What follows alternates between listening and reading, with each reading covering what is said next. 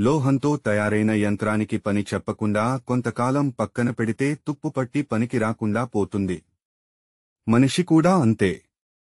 అతడు పుట్టిందే పనికోసం. అంతేగాని ఏమీ చేయకుండా ఊరికే ఉండి చెడిపోవటానికి కాదు. కర్మఫలమే అతడి భావి జీవితాన్ని నిర్ణయిస్తుంది.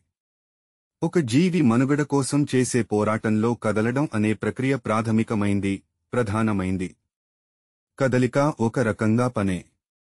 ఈ కదలిక వల్లే జీవ పరిణామానికి అంకురారోపణ జరిగి సమస్త జీవకోటి ఆవిర్భవించి ఉంటుంది.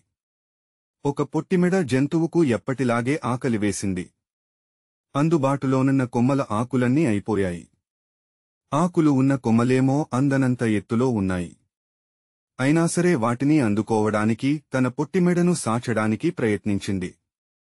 అలా జరిగిన సుదీర్ఘ ప్రయాణంలో ఒకనాడు అంతెత్తు కొమ్మ అందింది. ఆకలి తీరింది. తీరా చూస్తే అది పొడవాటి మెడతో పెద్ద కాళ్లతో జిరాఫీగా రూపాంతరం చెందింది. ప్రారంభించిన పని విరమించకుండా సాగినందుకు ఏం జరిగింది? ఒక కొత్త రకం జాతి ఆవిర్భవించింది. వెలుగులు పంచడానికి సూర్యుడు తప్ప మరొకటి ఉంటుందని ఊహించామా? లేదు.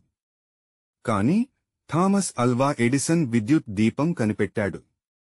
చేపట్టిన పని పట్ల అపార నమ్మకం, ప్రేమ ఉన్నప్పుడు ఆశ్చర్యపరిచే ఆవిష్కరణలు చోటు చేసుకుంటాయి. అసాధ్యమనుకున్నవి సుసాధ్యమవుతాయి. ఎవరిలో ఏ మంచి దాగి ఉందో తెలియదు. అది బయటకు వచ్చి లోక కళ్యాణానికి ఉపయోగపడాలి. ప్రతి మనిషి ఈ లోకానికి ఏదో ఒక మంచి చేసి నిష్క్రమించాలి.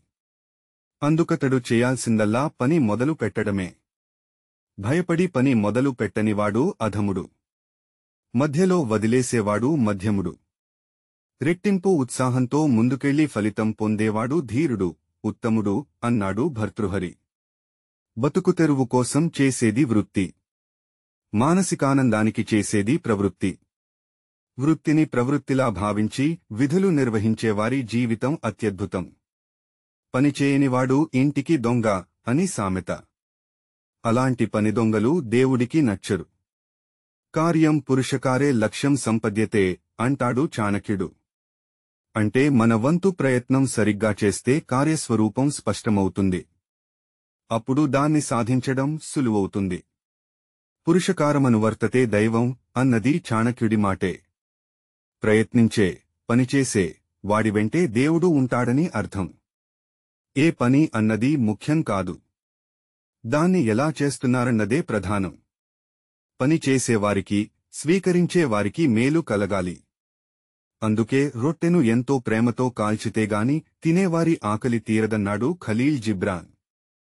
భక్తితో, ప్రేమతో ఎరుకతో పనిచేయడం వల్ల మనసు ఒకే చోట స్థిరంగా నిలుస్తుంది. అప్పుడు జీవితమే ధ్యానమవుతుంది. ఈ వీడియోను చూసినందుకు ధన్యవాదములు.